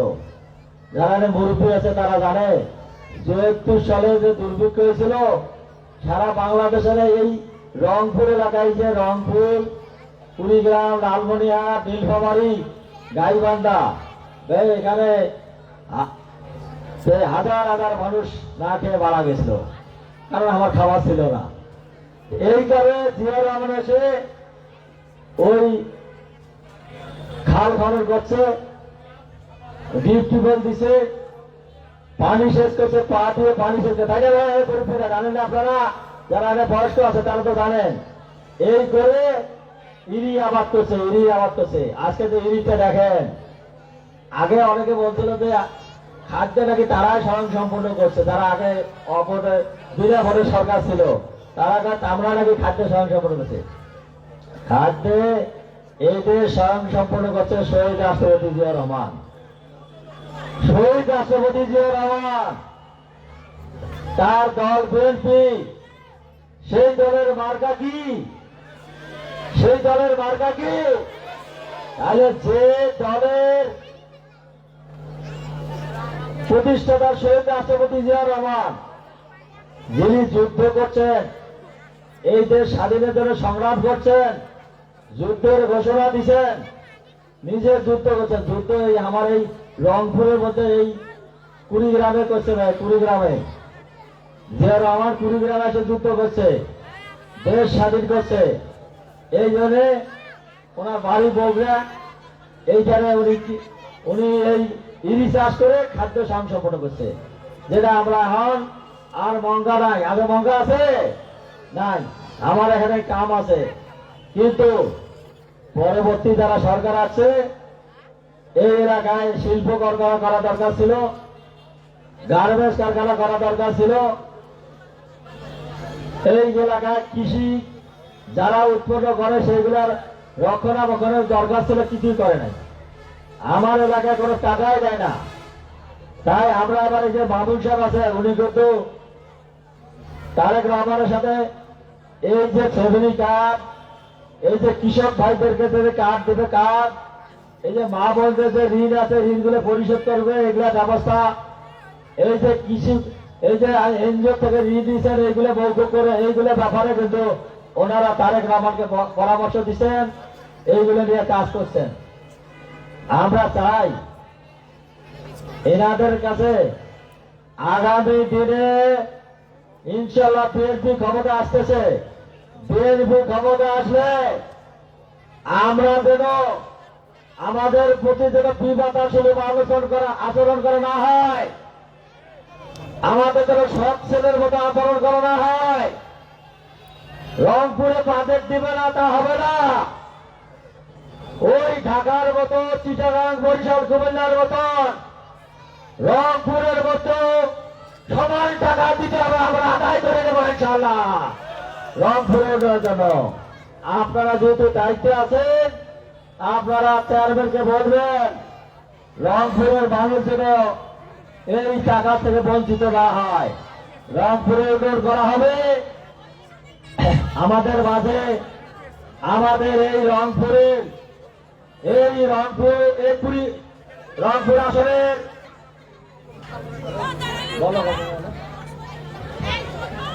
রংপুর আসনের আমাদের মাঝে এই মুহূর্তে উপস্থিত হয়েছেন আমাদের রংপুর সদর 3 আসনের কান্ডারি, ধানের শীষ প্রতীকের কান্ডারি জনাব শামসুজ্জামান শামু ভাই।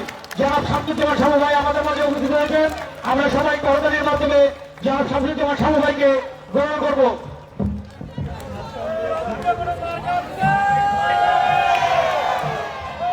এই সারা দেশে কোনো মার্কা আছে? এই জনের উন্নয়নের কোনো মার্কা আছে?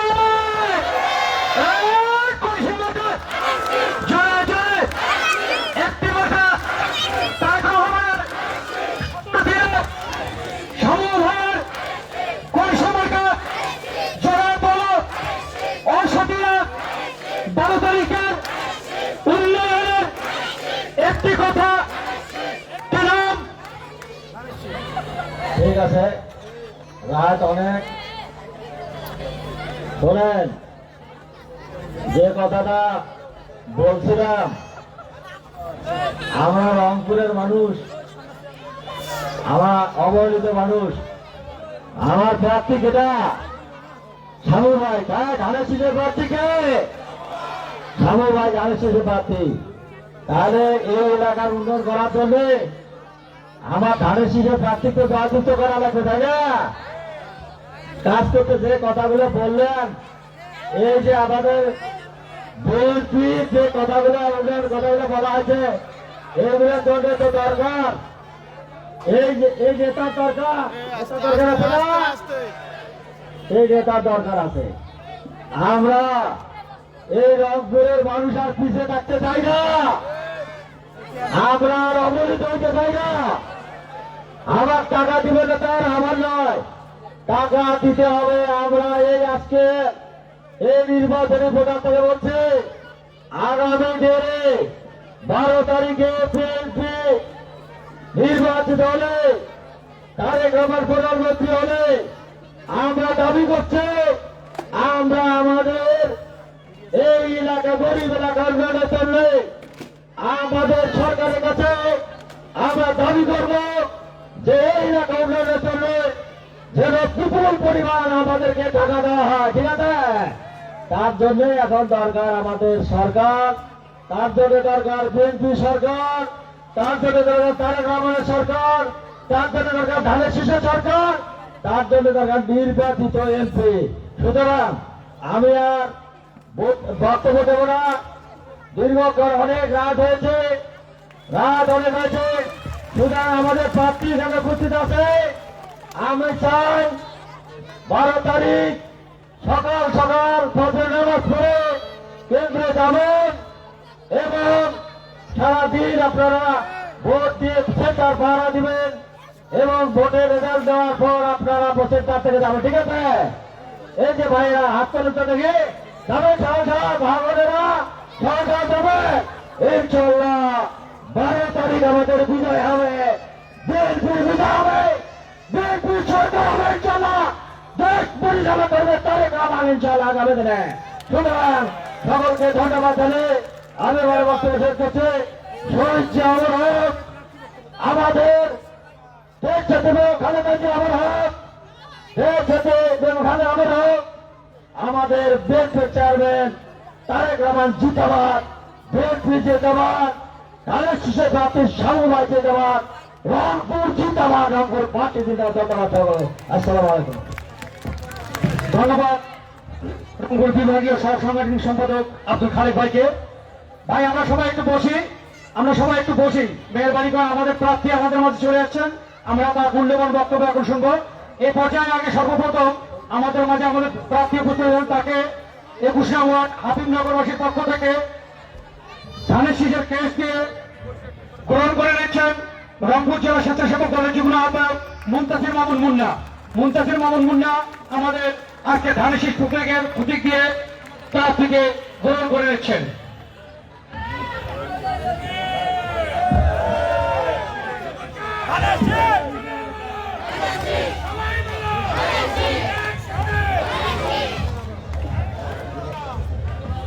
সম্মানিত উপস্থিতি, দীর্ঘ প্রতীক্ষার অবসান শেষে আমরা আমাদের ধানের শীষের প্রার্থী জনাব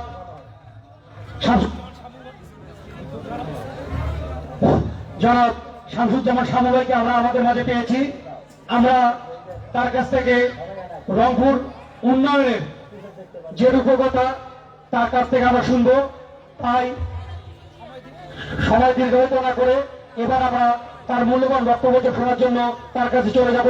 এবারে বক্তব্য রাখবেন বাংলাদেশ জাতীয়তাবাদী দল রংপুর মহানগরের আহ্বায়ক তারেক রহমানের স্বপ্নদ্রষ্টা, রংপুর উন্নয়নের রূপকার জনাব শামসুজ্জামান শামু ভাই। জনাব শামসুজ্জামান শামু ভাইকে তার মূল্যবান বক্তব্য রাখার জন্য অনুরোধ জানাচ্ছি।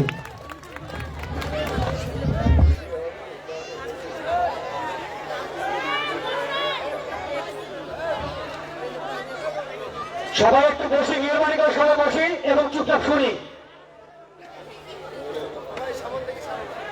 আউযু বিল্লাহি মিনাশ শাইতানির রাজিম। বিসমিল্লাহির রহমানির রহিম। আজকের এই সভার সম্মানিত সভাপতি, মঞ্চে উপস্থিত জাতীয়তাবাদী দলের কেন্দ্রীয় কমিটির সহ সাংগঠনিক সম্পাদক আব্দুল খালেক ভাই, উপস্থিত মহানগর কমিটির সিনিয়র যুগ্ম আহ্বায়ক শহীদুল ইসলাম মিজু, সাবেক কাকসুর সাবেক জিএস, সাবেক ছাত্রনেতা, আমার বাম পাশে উপস্থিত ঢাকা বিশ্ববিদ্যালয়ের প্রফেসর ডক্টর আব্দুল্লাহ আল মামুন, উপস্থিত সালেকুজ্জামান সালেক, আমাদের এক বোন মহিলা দলের নেত্রী, উপস্থিত লিটন পারভেজ, উপস্থিত আমার বন্ধু কিতরু সভাপতি, তাহলে সভাপতির নাম তো কই নেই, অন্যান্য ভাইয়েরা কোথায় সেলিম চৌধুরী খুঁজে পাচ্ছি না, আছে এবং উপস্থিত আছে ইমরান। আচ্ছা, সকল ভাই বোনেরা উপস্থিত, আমার সামনে উপস্থিত আমার প্রিয় ভাই ও বোনেরা, সবাইকে আমি জানাই সালাম, আসসালামু আলাইকুম ওয়া রাহমাতুল্লাহ। ভাই বোনেরা, বক্তব্য তো সব নেতারা দিয়ে দিয়েছে, আমি শুধু আপনাদের সাথে পরিচিত হওয়ার জন্য আসলাম। আমি আর একটা মিটিং এ ছিলাম, আর একটা না, আমি 5টা মিটিং করে এটি 6 নম্বরে আসলাম, যার জন্য একটু দেরি হয়ে গেল, এই জন্য আমি দুঃখ প্রকাশ করছি। এখন বক্তব্য দেওয়ার তো আর কিছু আছে বলে আমার মনে হচ্ছে না, এনারা তো বাদ রাখেন নেই কিছু, তাই না? মানে জাতীয় পার্টির যত কর্ম এনারা বলে দিয়েছেন না? আমি কি বলবো? আমি বলবো যে জাতীয় পার্টি রংপুরে এই 40 বছর নেতৃত্ব দিয়ে আমাদেরকে কুমিল্লার লেবার বানিয়েছে, ঠিক না বেঠি? এই কথা কি আপনারা আগে বলছেন নাকি? হ্যাঁ, এটা রাখছেন। এখন আমরা রংপুরের লোক হচ্ছি কুমিল্লার ধান কাটা লেবার, কুমিল্লার ধান কাটা লেবার, আরো নাম আছে, মফিজ না কি কয় জানি না। দ্বিতীয়ত, এই জিএম কাদের ভদ্র লোকরা আমাদেরকে বানিয়েছে ঢাকার রিক্সাওয়ালা। ঢাকা যদি রিক্সায় ওঠেন, যদি জিজ্ঞাসা করেন আপনার বাড়ি কোথায়, বলবে অংপুর, অংপুর বলবে। আর আগে যদি একটু বেশি জিজ্ঞাসা করেন বাড়ি রংপুর কোটে, কয় ন্যালফামারি, না হলে কবে নালমণি। চেনেন তো নালমণি? চেনেন? হ্যাঁ, ন্যালফামারিও চেনেন। আচ্ছা, এই দুইটা জিনিস বানিয়েছে, তার সাথে সাথে আমার বোন এবং মাদেরকে ঢাকায় নিয়ে গার্মেন্টস কর্মী বানিয়েছে, ঠিক না? ঠিক। আমরা কুমিল্লার ধান কাটা হলাম, ঢাকার রিক্সাওয়ালা হলাম, গার্মেন্টস কর্মী হলাম। কি কারণ, কেন হলাম? হওয়ার পিছনে মূল কারণ রাজনৈতিক সিদ্ধান্ত। আমরা যাকে ভোট দিয়েছিলাম তারা আমাদের জনগণের কথা চিন্তা করে নাই। করছে কি? চিন্তা করে নাই। তাহলে যে নেতা জনগণের চিন্তা করে না, নিজের স্বার্থের জন্য এমপি হয়, মন্ত্রী হয়, সেই নেতা কি রংপুরবাসীর কাছে কোনো প্রয়োজন আছে? কোনো প্রয়োজন নেই, দরকার নেই, তাদের কোনো আর দরকার নাই। আমাদের কি দরকার? এই রংপুরকে সমৃদ্ধ করার জন্য আমি একটা বই তৈরি করেছি, চিহ্নিত করেছি রংপুরকে যদি আমরা রংপুরের মানুষের সেবা দিতে চাই তাহলে কি কি করা প্রয়োজন।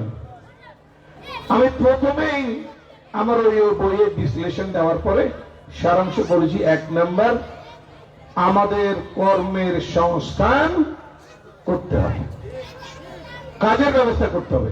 বোনদের জন্য যেমন করতে হবে, ভাইদের জন্য ঠিক একইভাবে কাজের ব্যবস্থা করতে হবে। এই কাজের ব্যবস্থা যদি করতে হয় 2টা উপায়। একটা হচ্ছে ইন্ডাস্ট্রি, বিভিন্ন রকম ফ্যাক্টরি করতে হবে, আর একটা হচ্ছে বিদেশে পাঠাতে হবে। এর বাইরে কি আছে কোনো কাজ? একটা হচ্ছে দেশের মধ্যে কল কারখানা তৈরি করে কর্মের ব্যবস্থা সংস্থা। আরেকটা হচ্ছে আমাদের যারা শিক্ষিত বেকার যুবক তাদেরকে ট্রেনিং দেয়া, আইটি ট্রেনিং দিয়ে এই সেক্টরকে আরো ডেভেলপ করতে হবে। এই কাজগুলো আমাদেরকে করতে হবে, প্রথম কথা আমার। দ্বিতীয় কথা হচ্ছে, আমি মনে করি রংপুর মেডিকেল কলেজ হাসপাতাল দিয়ে রংপুরের মানুষের চিকিৎসা সেবা হয় না। হয় কি? একজন রোগী উপরে, 4 জন রোগী মাটির নিচে। নিচের গুলা সবসময় আল্লাহ আল্লাহ করে, আল্লাহ তাড়াতাড়ি ওকে নিয়ে যা, তাড়াতাড়ি ওকে নিয়ে যা। কেন? হয় মারা যাক, নাহলে বেঁচে বাড়িতে যাক, তাহলে পরবর্তীতে আরেকজন ওই বেডটা পাবে। ঠিক না? ঠিক। রংপুর মেডিকেল কলেজে কোনো চিকিৎসা সঠিকভাবে হয় না। এই মেডিকেল কলেজের সভাপতি কে জানেন? কে বলেন তো? এই মেডিকেল কলেজের সভাপতি হচ্ছে রংপুর 3 আসনের যিনি এমপি হন, তিনি হচ্ছে মেডিকেল কলেজের সভাপতি। তিনি তো 40 বছরে 40 দিনও যান নাই। না গেলে তিনি কিভাবে বুঝবেন যে স্বাস্থ্য সেবার মান কিরকম? বুঝবেন? আমি আজকে এখানে আসছি, আপনাদের সামনে উপস্থিত হয়েছি, আপনাদের উদ্দেশ্যে 2টা কথা বলছি। আপনারা 2টা কথা আমাকেও বলতে পারেন, আমাকে জিজ্ঞাসা করতে পারেন, প্রশ্ন করতে পারেন যে ভাই আমরা এইটা চাই, এইটা করতে চাই, বলতে পারেন, কোনো সমস্যা নেই। আমি বরঞ্চ বললে খুশি হই। আরো 2টা মিটিং এ বক্তৃতা দিলাম, এক বোন লাভ দিয়ে আসছে, ভাই আমি 2টা কথা বলব, আমি মাইকটা নেন, কথা বলেন।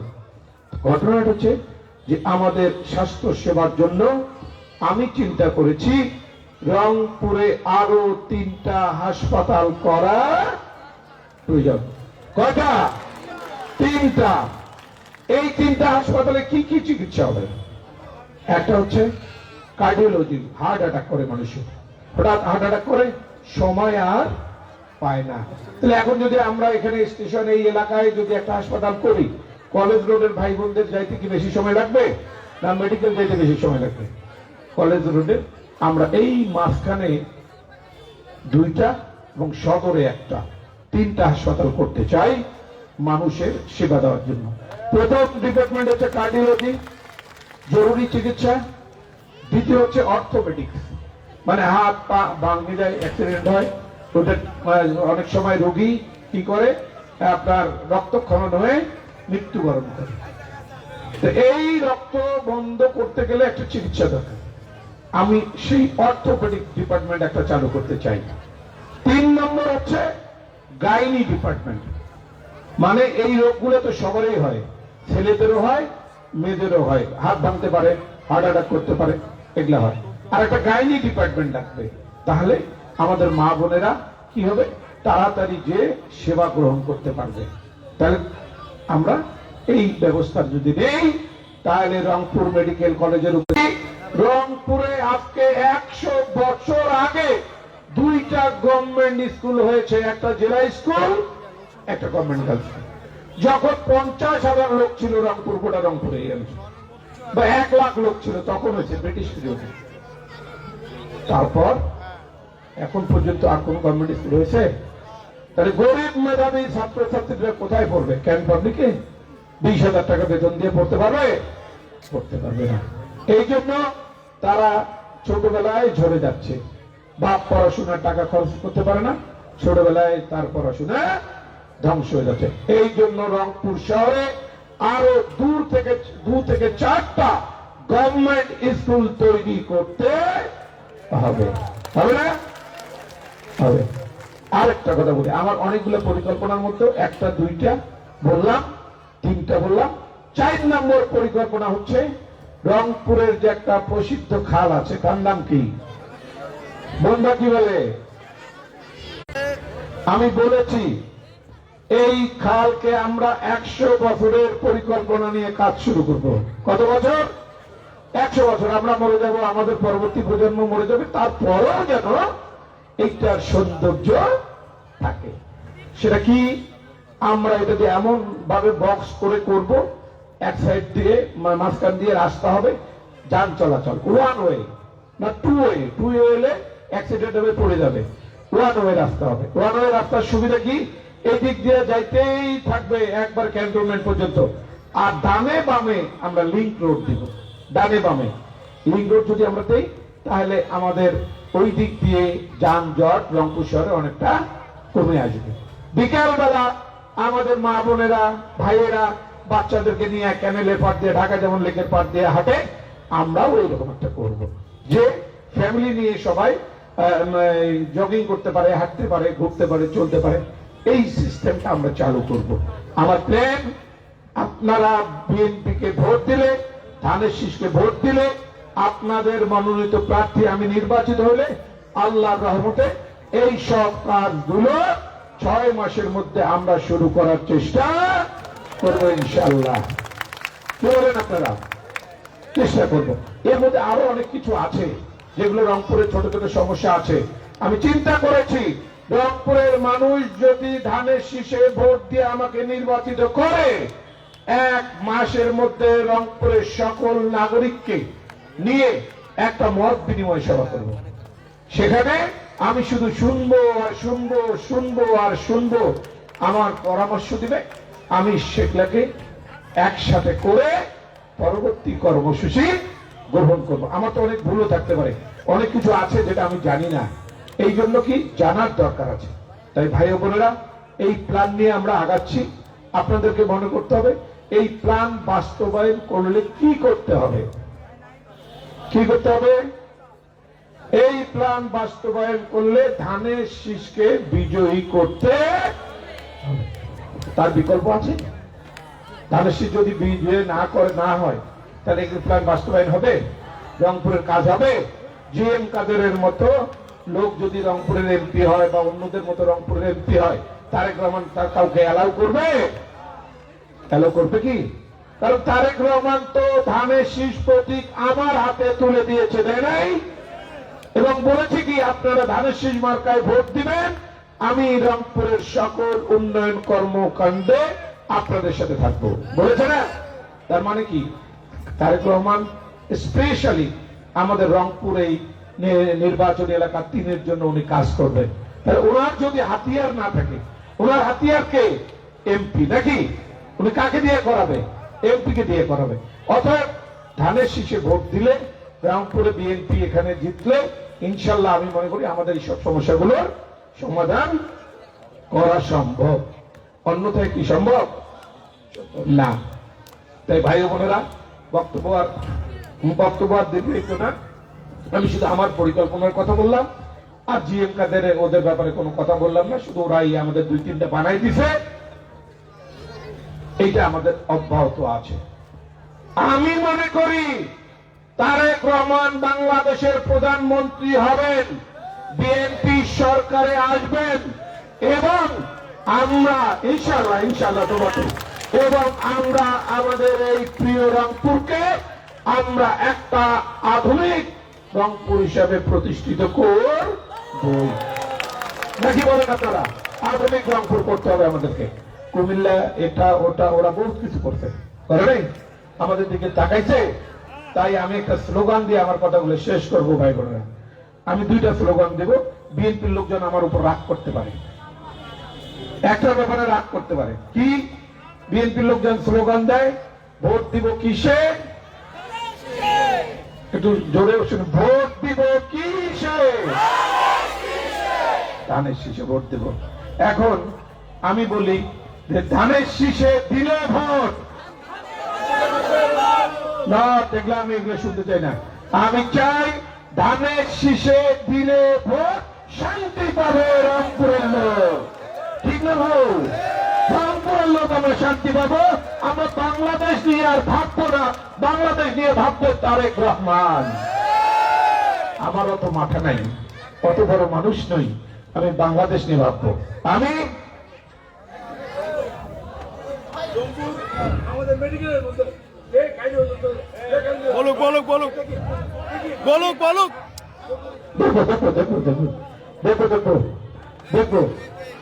দেখবো তো ভাই বোনেরা, তাহলে শান্তি পাবে রংপুরের লোক। আমরা শান্তিতে থাকতে চাই, আমরা দুর্নীতিমুক্ত সমাজ গঠন করতে চাই, আমরা মাদক মুক্ত রংপুর তৈরি করতে চাই। কি বলেন আপনারা?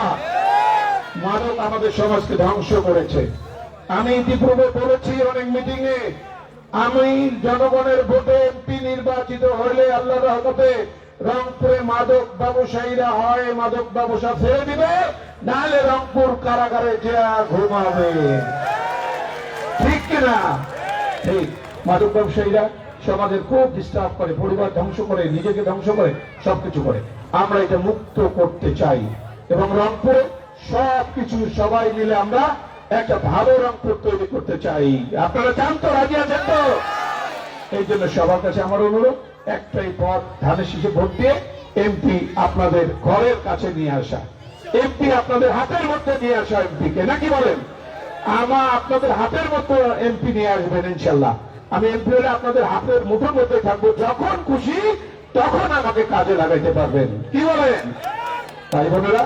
তারপর বক্তব্য আর দীর্ঘায়িত না করে প্রশ্ন করবে। ইয়েস, রাইট, বলো। সর্বপ্রথম আসসালামু আলাইকুম আপনাকে।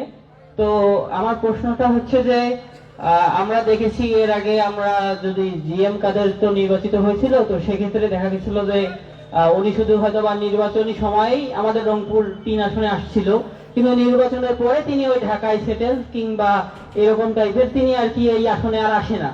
তো আমাদের মানে ওই নির্বাচনের ভোটটাই আমার দরকার ছিল জন্য উনি আসছিল, পরে আর এই জয়লাভ করার পর এখানে আর তার কোনো গুরুত্ব তেমন ছিল না। তো আপনি যদি নির্বাচিত হন সেক্ষেত্রে আপনি আপনার পদক্ষেপটা কি হবে, কিংবা আপনি রংপুরে থাকবেন কিনা, কিংবা ঢাকায় চলে যাবেন কিনা, এই যে একটু যদি ক্লিয়ার করতেন। সুন্দর প্রশ্ন, সুন্দর প্রশ্ন করতে। আসলে সব মানুষ একরকম কি হয় না, তাই না? এক এক মানুষ এক এক রকম হয়। তা জিএম কাদের সাহেব এই ওয়ার্ডেরই, মিজু ভাই বলল, অ্যাকচুয়ালি জিএম কাদেরের মতো ওনার যে ক্ষমতা, দক্ষতা, চরিত্র, ভালো মন্দ, জনগণের সাথে সম্পৃক্ততা, তার সাথে আমার 100 ভাগ পার্থক্য। আমি জিএম কাদের নই, আমি শামসুজ্জামান শামু। আমি মনে করি জনগণ এমপির যে ক্ষমতা, এমপির যত কাজ, এমপি যত কিছু মানুষের জন্য করতে পারে, জায়গার জন্য করতে পারে, আর কেউ কিন্তু সেইটা করতে পারে না। আমি দেখাইতে চাই এমপি কত প্রকার ও কি কি। রবার্টসনগঞ্জ, আমি থাকি রবার্টসনগঞ্জ, আমাকে সহজেই পাওয়া যাবে। আর যখন পার্লামেন্ট অধিবেশন চলবে সেই সময়ের বাইরে আমি আর ঢাকা শহরে কোনো সময় নষ্ট করবো কি না। কিন্তু পার্লামেন্ট অধিবেশন চললে তো আমাকে যাইতে হবে, না যে উপায় আছে? তাহলে আমি ধন্যবাদ আপনাদের। ধন্যবাদ জনাব শামসুজ্জামান শামু ভাইকে। আমরা এতক্ষণ তার মূল্যবান বক্তব্য শুনলাম। আমরা অনুষ্ঠানের শেষের দিকে এই পর্যায়ে আমরা আজকের এই সভার সম্মানিত সভাপতির ধন্যবাদ। আজকে এই সভার সভাপতি সমাপ্ত ঘোষণা করবে। তো আপনাদের কাছে আমি কৃতজ্ঞতা জানাই যে আপনারা সবাই সুষ্ঠুভাবে, সুন্দরভাবে আজকের এই আমাদের সমাবেশটিকে সফল করেছেন। এজন্য রংপুর মহানগর বিএনপির পক্ষ থেকে, ওয়ার্ড বিএনপির পক্ষ থেকে, আমাদের প্রিয় নেতা সমবায় সহ সকলের পক্ষ থেকে আপনাদেরকে শুভেচ্ছা, অভিনন্দন এবং কৃতজ্ঞতা জানাই। আমরা আসলে আপনাদের জন্য সামান্য কিছু আপ্যায়নের ব্যবস্থা করেছি, এগুলো আমরা আপনাদের সামনে বিতরণ করতে চাই। আপনারা সকলে চেয়ারে বসে থাকবেন, যারা চেয়ারে বসে থাকবেন আমরা তাদেরকে দেব এবং মা বোনদেরকে আগে দেব। ঠিক আছে? আপনারা ভাইরা একটু ধৈর্য ধরে বসবেন, আমরা মা বোনরা চেয়ারে বসে থাকবেন, ওইভাবে দেব। তারপরে চেয়ারে যারা সবাই বসে থাকবেন, আপনারা যারা দাঁড়িয়ে আছেন, যদি চেয়ারগুলো খালি থাকে আপনারা প্লিজ বসে পড়ুন, যাতে আমরা সুষ্ঠুভাবে আমাদের এই কাজটি সম্পূর্ণ করতে পারি। তো সকলকে ধন্যবাদ। আমি আমাদের ভলান্টিয়ার ভাইদেরকে অনুরোধ করব যে আপনারা আমাদের মা বোনদের পক্ষ থেকে এই আমাদের সামান্য যে আপ্যায়ন এটি বিতরণ করুন।